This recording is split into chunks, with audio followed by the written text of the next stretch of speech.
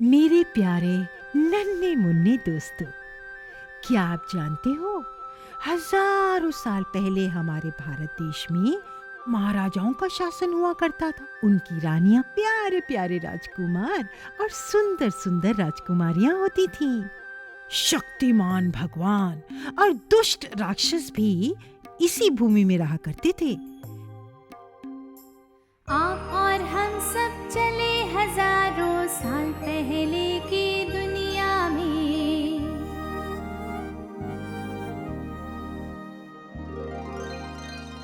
राजा रानी राजकुमार और राजकुमारी से मिलने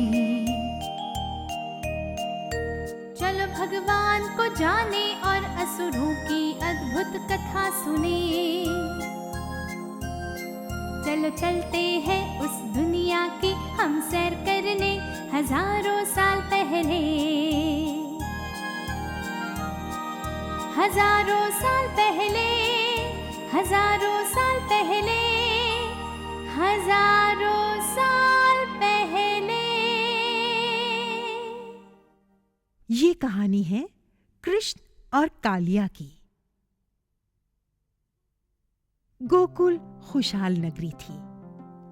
बच्चों का खेलकूद, गायों का रंभाना, गोपियों की मीठी मीठी बातें, चारों ओर खुशी का माहौल रहता था। दही मत्ते मत्ते गोपियां आपस में हंसी मजाक करती, गीत गुनगुनाती, मटकों में माखन इकट्ठा करती।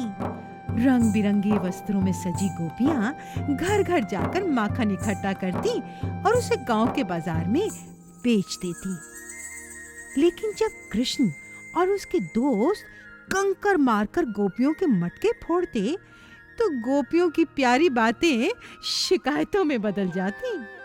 जी हाँ, कृष्ण और उसके दोस्त माखन चुराने में माहिर थे। गोपियां अपने माखन के मटके कितनी भी ऊंचाई पर क्यों ना रखें, कृष्ण माखन चुराने का कोई ना कोई रास्ता ढूंढ ही लेते और फिर सारा माखन खा जाते। वह कृष्ण दिन ब दिन बड़ा नटखट होता जा रहा है। एक गोपी ने गुस्से से कहा, मैं जब उसे मेरा माखन चुराते हुए रंगे हाथ पकड़ूंगी ना तो उसकी तो खैर नहीं। दूसरी ने मन की भड़ास निकाली, और वो सिर्फ मेरा माखन ही नहीं चुराता है, ऊपर से मेरा मटका भी फोड़ता है। तीसरी ने शिकायत की। उनमें से कुछ मिलकर यशोदा के पास कृष्ण की शिकायत करने जा पहुंची। आज मैं उसे अच्छा सबक सिखाती हूँ, आगे से वो किसी का माखन चुराने की हिम्मत नहीं करेगा, यशोदा उन्हें समझाती। तब बालों में मयूर पंख लगाए और कटी वस्त्र में बांसुरी अटकाए कृष्ण का मासूम चेहरा और नटखट नजर देखकर गोपियों का गुस्सा माखन की तरह पिघल जाता। फिर गोपियां खुद कृष्ण और उसके भाई बलराम को अपने घर ले जाती, अपने हाथों से माखन खिलाती और ताजा दूध पिलाती। बलराम और कृष्ण के साथ गायों को चराने ले जाने वाले दोस्त खुशनसीब थे। कृष्ण बांसुरी बजाता और सारे दोस्त उन सुरों पर नाचते गाते। यमुना के किनारे वहां गाय शांति से घास चबाती और यहाँ कृष्ण और उसके दोस्त कबड्डी या मेंढक छलांग खेलते। कभी-कभी वे अपने साथ गेंद ले जाया करते। एक गेंद को हवा में जोर से उछालता और दूसरा उसे पकड़ लेता। ए, गेंद को पकड़ो, देखो उसे पानी में मत गिरने दो। अगर कोई बच्चा गेंद पकड़ नहीं सकता और वो यमुना में गिरती तो उसे गेंद के पीछे यमुना में छलांग लगानी पड़ती। किनारे पर बाकी दोस्त 10 तक गिनती करते। तब तक वो गेंद के साथ बाहर नहीं आता ना तो उसकी सजा तय थी। सारे बच्चे उसे उठाकर नदी में फेंक देते और साथ में गेंद भी। फिर वो घर लौटने तक इसी बात पर हंसते रहते।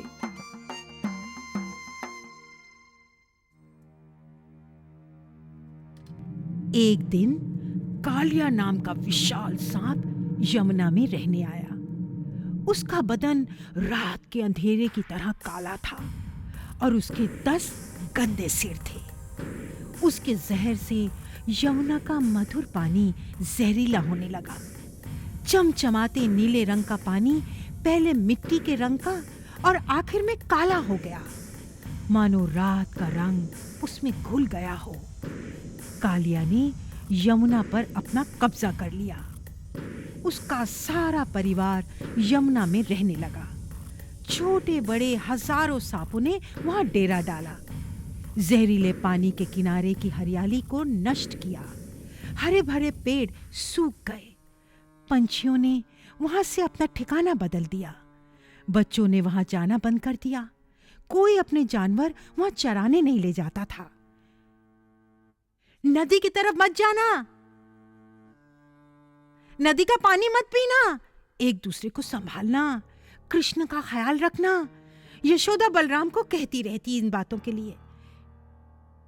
नदी के आसपास भी मत भटकना, गोकुल की हर मां अपने बच्चों को चेतावनी देती और बच्चे भी उनका कहा मानने का वादा करते। एक दिन जब बलराम उनके साथ नहीं था तो सारे बच्चे अकेले ही गायों को लेकर चारागाह की तरफ निकल पड़े। हंसी मजाक करते हुए सारे अपने मस्ती में मग्न थे।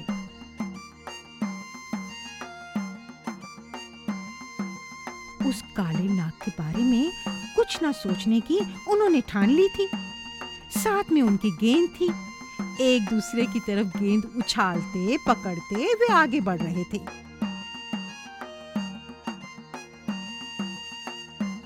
खेलते खेलते कब वे नदी के किनारे आ पहुंचे उन्हें पता ही नहीं चला। तो कृष्ण, मैं गेंद फेंक रहा हूं, देखो तुम पकड़ नहीं पाओगे, एक दोस्त ने अपनी सारी ताकत लगाकर गेंद हवा में उछाली।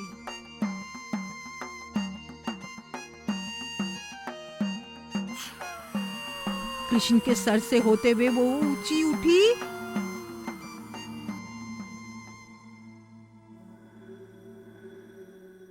और थपड़ाक से यमुना में जा गिरी। गेंद से पानी उछलने की आवाज आई। गेंद जहां गिरी ना, वहां से पानी के बुलबुले उठने लगे। सारे बच्चे डर के मारे एक दूसरे को ताकने लगे। उन्होंने कृष्ण की तरफ देखा। कोई कुछ कहे उससे पहले कृष्ण ने कहा, ठीक है, मैं नियम जानता हूं इन सब के, मैं अभी जाकर गेंद वापस लाता हूं, तुम गिनती शुरू करो। दोस्त एक साथ चिल्लाए, नहीं नहीं कृष्ण नहीं। सारे के सारे डरे हुए थे।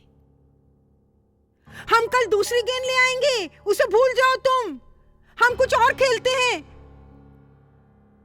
क्यों भूल जाए, मैं गेंद लेने जा रहा हूं, यह कहकर कृष्ण नदी की तरफ बढ़ा। उनमें से जो छोटा था ना, वो बहुत डर गया। कृष्ण सुनो, यमुना में मत कूदो, उसने रोते हुए कहा।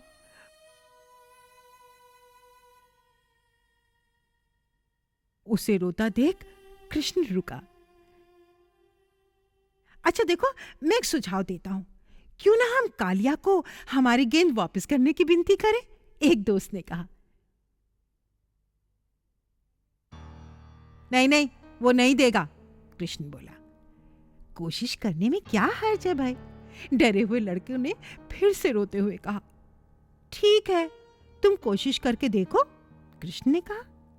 जी हाँ, कालिया को पूछकर तो देखो ना, सब एक साथ चिल्लाए। फिर सारे बच्चे हाथ जोड़कर एक ही सुर में बड़ी विनम्रता से बोले, ओ प्यारे कालिया, हमारी गेंद नदी में गिर गई है, तुम उसे वापस करोगे? उन्होंने विनती की। पर कोई जवाब नहीं।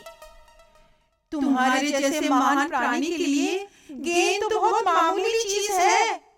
सारे फिर से गिड़गिड़ाए। पर नदी का काला पानी शांत था। अंदर से कोई जवाब नहीं आया।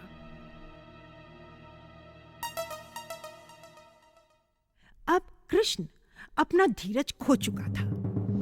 दोस्तों को कुछ समझ में आए उससे पहले ही कृष्ण ने नदी में छलांग लगा दी। नदी का काला पानी हवा में उछाला। जहां कृष्ण ने छलांग लगाई थी वहां से पानी के बुलबुले आने लगे। थोड़ी देर में वो भी शांत हो गए।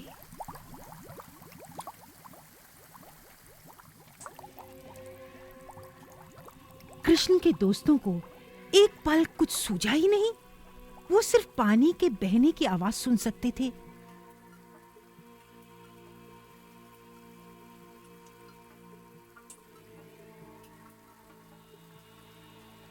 चारों ओर सन्नाटा छा गया और तब सब होश में आए।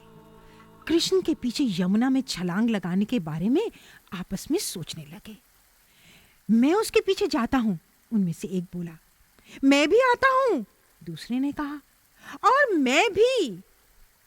उनमें ये बातें हो ही रही थी, तब वो डरा हुआ लड़का बोला, मुझे लगता है हमें गांव वालों की मदद लेनी चाहिए।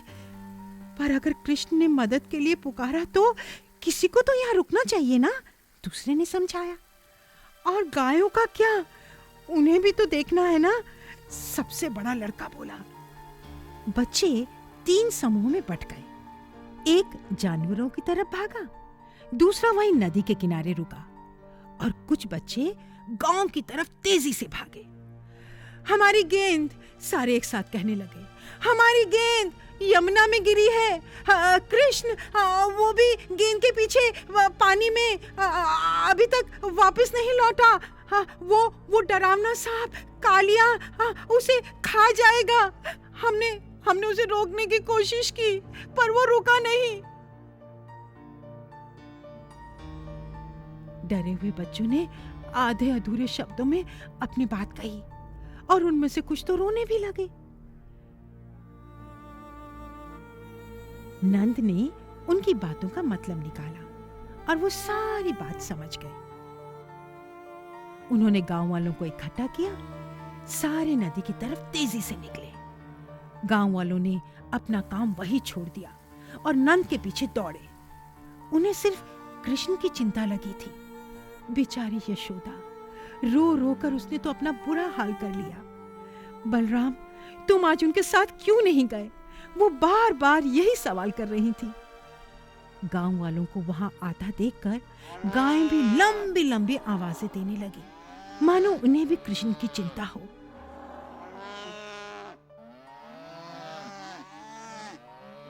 बलराम ने उन्हें शांत किया। फिर रुक रुक कर कोई गाय आवाज देती।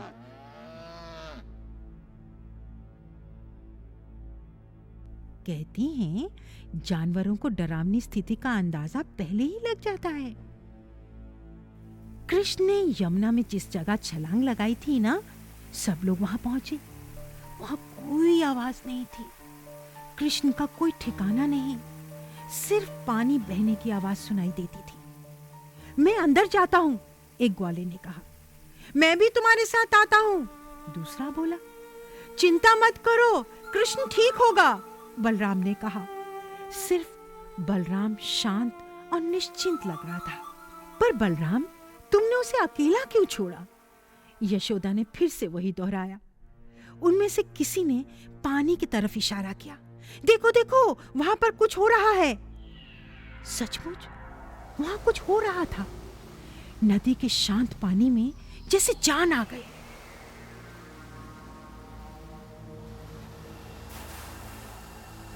छोटे बुलबुलों की जगह हल्की लहरों ने ले ली। पानी बहने लगा। अब लहरें जोर से उछलने लगी। उनकी छींटें किनारे पर आने लगी। डर के मारे औरतों ने एक दूसरे को पकड़ लिया। बेचारी यशोदा अभी तक संभली ही नहीं थी। वो पानी में डुबकी लगाने के लिए बेताब थी।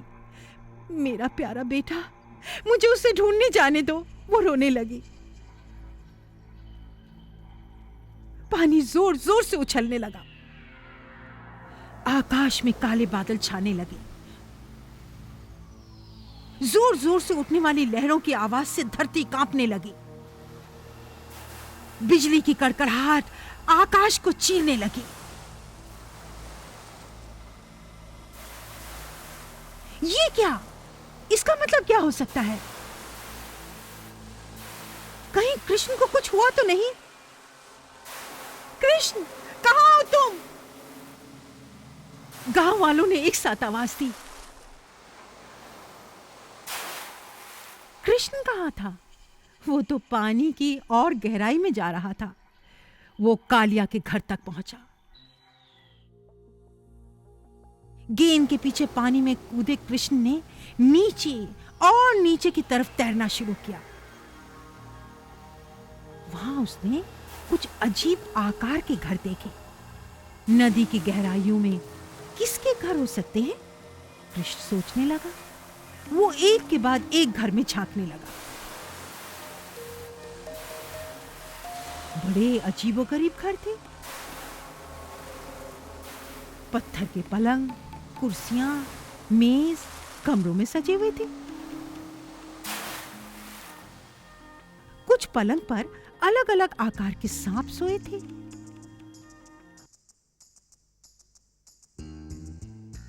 कृष्ण एक घर से दूसरे घर गया, पर गेंद तो कहीं नहीं मिली। अंत में तैरते तैरते वो एक विशाल घर में पहुंचा।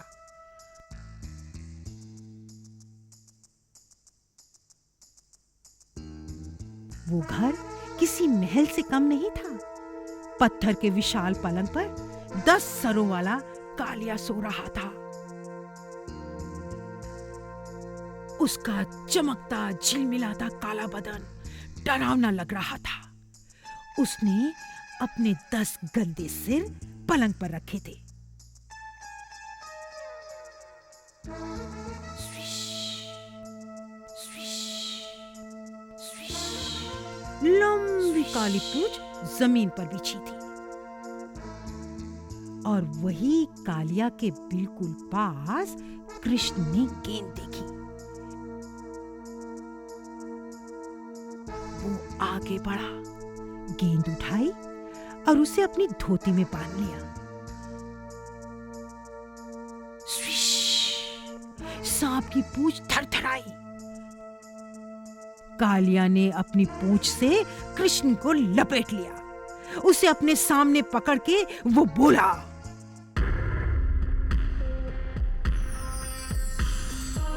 मैं कालिया हूं। मुझे किसने जगाया? राजा हूं मैं इस नदी का। मुझसे डर के लोग कांपते हैं। अपनी पूंछ से मैं तुम्हें कुचल दूंगा। तुम तड़पोगे, बौखलाओगे। तुम्हारे दोस्तों को अच्छा सबक मिलेगा। फिर कोई कालिया को नहीं जगाएगा।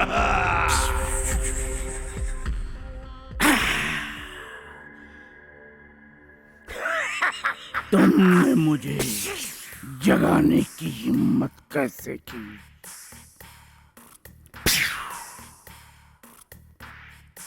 कोई मेरे पास आने की हिम्मत नहीं करता।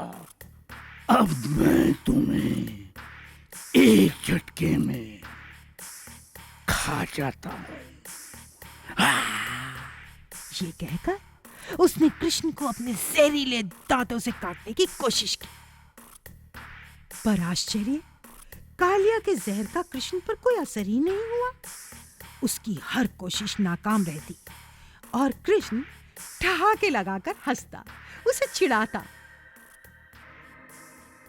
आखिर में इस खेल का अंत करते हुए कृष्ण ने कालिया के 10 सिरों पर बीचों बीच छलांग लगाई। वहां उसने नृत्य शुरू किया।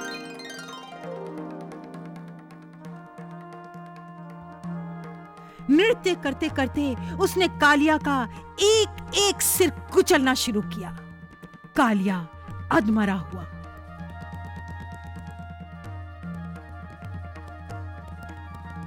बस आखिरी सिर बचा था।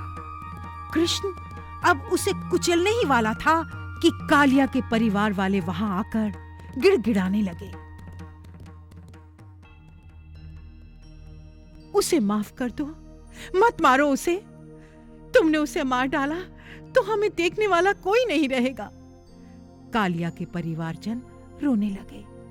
खुद कालिया भी अपनी जान की भीख मांगने लगा। कृष्णा, कृष्णा मुझे छोड़ दो, मुझे जाने दो। कृष्ण दयालु लड़का था। एक ही शर्त पर वो बोला, अपने परिवार के साथ तुम यमुना को हमेशा के लिए छोड़ दो। तुम जहां से आए हो उसी सागर में वापस चले जाओ। जैसे आपको। कालिया ने कृष्ण की बात मानकर अपनी जान बचाई। और फिर एक आश्चर्य हुआ। कृष्ण की एक हंसी के साथ कालिया के कुचले हुए सिर जिंदा होने लगे। कालिया को अपना पुराना शरीर वापस मिल गया। लेकिन मुझे ऊपर ले चलो जल्दी, मेरी मां चिंता कर रही होगी। जी कृष्णा जी, मैं अभी ले चलता हूँ। कालिया ने विनम्रता से कहा। यमुना के किनारे खड़े गांव वाले बड़ी बेसब्री से कृष्ण के लौटने का इंतजार कर रहे थे। अचानक उन्होंने पानी में कुछ बुलबुलें देखी। देखो देखो, वहां कुछ तो है। कहां? क्या? यशोदा ने गुस्से से पूछा। उसकी नजरें पानी पर टिकी हुई थी। क्या हो सकता है? सबसे पहले बलराम ने देखा। वहां देखो, मेरा भाई कृष्ण, वो खुशी से चिल्लाया। और देखो, वो कालिया के सिर पर खड़ा है। सारे गांव वालों ने स्तंभ होकर वहां देखा। कृष्ण पानी की सतह पर कालिया के सर पर खड़ा हंस रहा था और अपनी बांसुरी बजा रहा था। कृष्ण को देखते ही गांव वालों ने एक साथ हल्ला मचाया। खुशी के मारे उसकी तरफ दौड़े।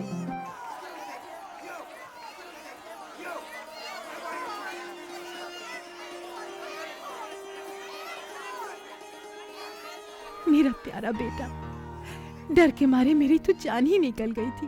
वो बोली, मैंने बलराम को भी बहुत डांटा। तुम्हारा ठीक से ख्याल नहीं रखता ना। कृष्ण ने बलराम की तरफ मुस्कुराते हुए देखा और अपने दोस्तों की तरफ गेंद फेंकी। देखो, मैं गेंद वापस ले आया, उसने अपने दोस्तों को हंसते हुए कहा।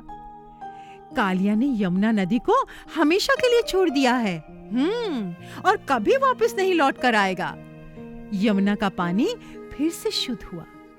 नीले रंग की यमुना चमचमाने लगी। बच्चे उसके किनारे पर खेलने लगे। चारागाह हरा भरा हो गया। गाय वहां चरने लगी। यमुना का पानी पीने लगी। गोकुल में फिर से खुशियां लौट आई।